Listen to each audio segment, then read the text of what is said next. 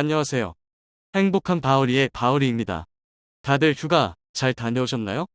저는 캠프랑 수련회를 다녀와서 부랴부랴 영상 준비랑 개인적인 일들 하느라고 8월 13일부터 대본을 쓰고 있는데 영상이 8월에 올라갈 수 있을지 모르겠네요. 하여간 이번 영상 시작할게요. 이번에 살펴볼 내용은 셋인데요. 가장 중요한 포인트는 중복이 안 된다. 이거랍니다. 여기는 순서도 없다고 적어왔지만 삽입된 순서가 유지되는 클래스들도 있어서요. 이런 셋 자료 구조는 다른 언어들도 있으니까 익혀두세요. 휴. 다음으로 넘어가서 메소드들을 볼까요? 메소드는 별거 없어요. 여기에서뿐만 아니라 컬렉션에서 조금 중요한 인터레이터는 있네요. 요건 나중에 라도 예시로 만들어야 되는데 어쨌든 영상을 잠시 멈추시고 쭉 읽어보세요. 휴. 다음으로 넘어갈게요. 이제 본격적으로 클래스들을 볼게요. 첫 번째, 해시셋 클래스인데요. 먼저 해시라는 건 데이터의 지문이라고 하는데요. 원래 데이터의 해시 함수라는 함수로 정제하면 해시 코드라는 값이 나오는데 그게 사람의 지문처럼 고유하게 되는 거랍니다. 해시셋 클래스는 그 해시 기술을 응용한 클래스랍니다. 해시셋 클래스는 중복도 안 되고 순서가 없어서 전체를 출력할 때는 랜덤 출력이 된답니다. 다음 슬라이드에 예시 나와요.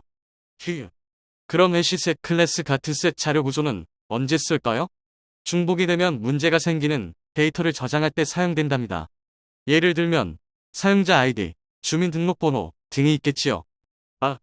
민증번호 같은 건 암호화 처리를 하시고 저장하세요. 안 하면 법에 걸려요. 내부 동작 원리는 그냥 그런가 보다 넘어가시고 저 별표는 중요한 건데 예시가 있어야 이해하니까 지금은 패스하자고요. 휴. 다음으로 넘어갈게요. 예시가 다른 거랑 같지요? 클래스명만 바꾸어 주시면 된답니다. 예시를 보시면 일부러 중복된 값을 넣어 보았어요. 밑에 출력 결과를 보시면 바나나가 하나뿐이지요? 그리고 출력 순서도 입력 순서랑 다르지요?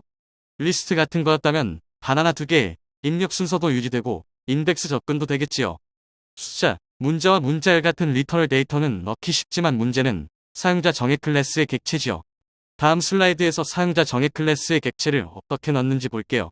다시 말씀드리지만 리터럴 데이터는 비교할 것이 명확하지만 사용자 정의 클래스의 객체는 우리가 만든 거랑 뭐가 같아야 중복인지 우리가 중복 기준을 정해줘야 한답니다. 본격적으로 예시를 볼게요. 먼저 왼쪽에 코딱지만한 부분부터 보시면 임포트들은 해시셋 클래스와 오브젝트 클래스입니다. 자바에서 모든 클래스의 조상인 오브젝트 클래스와 여기에 있는 오브젝트 클래스는 완전히 다른 클래스니까 헷갈리지 마세요. 휴. 그리고 클래스 이름은 제가 예시들을 한 폴더에 몽땅 넣었어 에러가 나서 저렇게 한 거랍니다. 단골 예시니까 더 설명 안 드려도 되겠지요? 여기에서 가장 중요한 부분을 볼게요.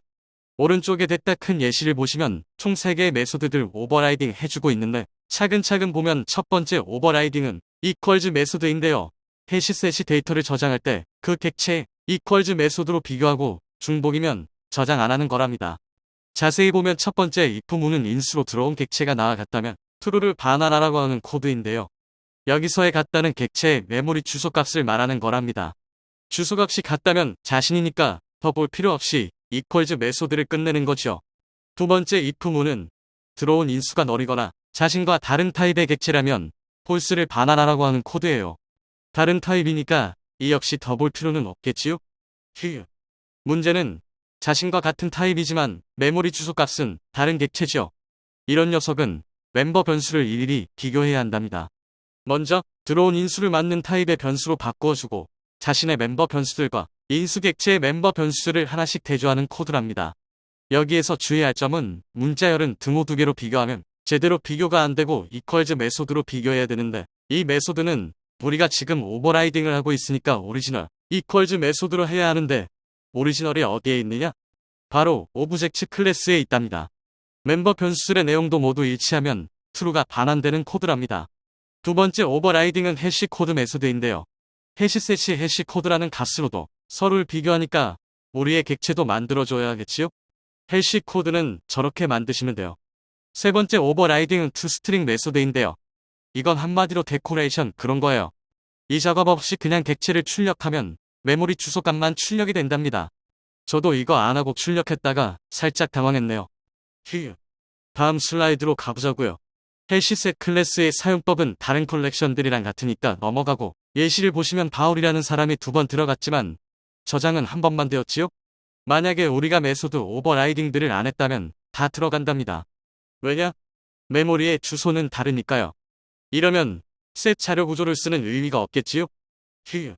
밑에 출력 결과 보시면 데코레이션도 잘 되었네요. 휴. 다음으로 넘어갈게요. 이제 링크드 해시셋 클래스를 살펴볼게요. 여기 장황하게 적었지만 기억하실 건 삽입 순서는 유지되지만 인덱스로는 접근을 할 수는 없다. 입니다. 왜 이렇게 만들었는지는 제가 자바를 안 만들어서 모르겠네요. 휴. 뭐 이유가 있겠지요. 휴. 어쨌든 영상 잠시 멈추고 읽어보세요. 다음으로 넘어갈게요. 지금까지 해시셋 클래스나 링크드 해시셋 클래스 같은 셋 컬렉션들은 사용자 정의 클래스의 객체를 넣을 때는 메소드 오버라이딩이 필수인데요. 왜 필요한지 자세히 볼까요? 자바의 셋 컬렉션들은 2개의 메소드로 중복을 찾는다는 건 전에 미리 말씀을 드렸었지요? 이퀄즈 메소드는 논리적으로 두 객체가 같은지를, 해시 코드 메소드는 해시 값으로 비교를 하죠. 이 두 메소드들이 일관되지 않으면 셋 컬렉션들에 문제가 생기지요. 오버라이딩 시 주의해야 할 점은 항상 이퀄즈 메소드와 해시 코드 메소드를 둘 다 해야 하고, 해시 코드 메소드는 같은 객체에는 같은 값이 나오게 해야 해요. 왜냐? 해시 값은 지문 역할이니까요. 우리가 만든 객체는 필드, 그러니까 멤버 변수의 값이 변하면 해시 값도 변하니까 주의하시고요. 그럼 링크드 해시셋 클래스의 예시를 보러 다음으로 넘어갈게요. 예시가 거의 다른 그림 찾기 수준인데요. 해시셋 클래스 쪽의 오버라이딩 예시는 정석대로 짠 코드라면 이 예시는 사람들이 많이 짜는 방법이라네요. 해시셋 클래스 쪽 예시는 들어온 인수가 널인지 검사하는 구문도 있고, 양쪽 객체 get 클래스 메소드를 호출해서 같은 타입인지 검사하는 구문도 있었는데요. 이 예시를 보시면 인스턴스 오브라는 키워드로 한 큐에 처리하고 있어요. 인스턴스 오브라는 키워드는 인스턴스 오브라는 키워드를 기준으로 왼쪽 객체가 오른쪽 클래스의 타입 또는 자손 타입인지 알려주는 거라네요. 클래스뿐만 아니라 인터페이스도 되고요.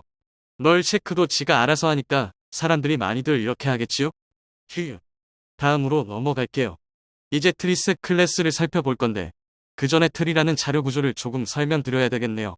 트리라는 자료 구조는 논리적으로 나무를 거꾸로 뒤집어 놓은 것처럼 데이터를 저장한다고 해서 트리라고 한답니다. 트리는 계층 조직도 저장이나 우리가 매일 쓰는 인터넷 주소에서의 도메인 시스템의 구조에도 쓰여져요. 트리의 종류도 많지만 여기서 다 설명 못 드리고, 이진 탐색 트리만 잠시 설명드리면 논리적으로 어떤 한 기준을 놓고 그 기준의 미만이면 왼쪽에 그 기준을 초과하면 오른쪽에 계속 이런 식으로 정리해서 저장되는 게 바로 이진 탐색 트리라는 녀석이죠. 이렇게 하면 원하는 데이터를 빠르게 찾을 수 있지요.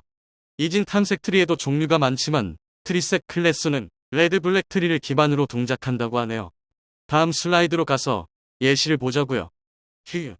트리셋 클래스도 리터럴 데이터들은 딴 컬렉션들처럼 그냥 넣으면 되지만 문제는 사용자 정의 클래스의 객체죠.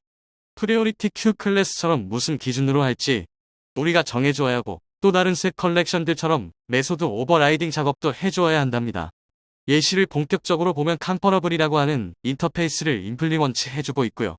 그 다음에 컴페어 투 메소드를 오버라이딩 해주고 있는데, 자세히 보면 문자열의 기본 컴페어 투 메소드로 다른 객체의 이름과 자신의 이름을 비교한 다음 그 결과 값을 변수에 담고 사막 연산자로 변수에 있는 값이 0이 아니면 변수의 값을 반환하고, 변수에 있는 값이 0이라면 라이를 또 비교해서 반환하라는 코드랍니다. 나머지 오버라이딩이랑 트리셋 클래스 사용법은 이전 예시들이랑 같으니까 지금은 패스하자고요. 휴. 다음으로 넘어갈게요. 이제 애넘 클래스와 애넘셋 클래스를 살펴볼게요. 우선 애넘 클래스는 한마디로 상수를 묶어놓은 거예요. 예를 들면 월화수목금토일 각 요일에 0부터 6까지 숫자를 대입해서 상수를 만들어야 한다면 일일이 변수에 파이널 키워드를 붙여줘야 하겠지요? 그렇지만 애넘 클래스를 사용하면 쉽게 상수 묶음을 만들 수 있어요. 애넘셋 클래스는 애넘 클래스의 전용 셋 컬렉션이고요. 예시도 만들까 했는데 너무 길어질 듯해서 안 했으니까 궁금하신 분들은 찾아보세요. 휴. 자, 여기까지. 이번 영상에서는 자바 컬렉션 프레임워크의 셋 인터페이스 계열 클래스들을 다루어 보았어요. 셋 컬렉션들은 노 중복, 노 인덱스만 기억하시면 되고요. 사용자 정의 클래스는 메소드 오버라이딩을 해줘야 한다는 거 잊지 마시고요. 휴. 저는 갑자기 제 지인이 게임 개발하는 팀을 모은다고 거기 합류하라고 해서 잠시 미뤄둔 유니티 공부를 부랴부랴 다시 시작했어요. 영상 작업도 같이 하고 그래서 무지 바쁘네요. 그 좋아하는 게임도 못하고 있네요. 흑흑. 저의 체력을 위해 기도 좀 부탁드려요. 휴. 어쨌든 영상 끝까지 봐주셔서 감사드립니다. 구독, 좋아요, 알림 설정은 부탁 안 드리겠습니다. 그럼 바울이는 다음 영상으로 돌아오겠습니다. 갓 블레스 유.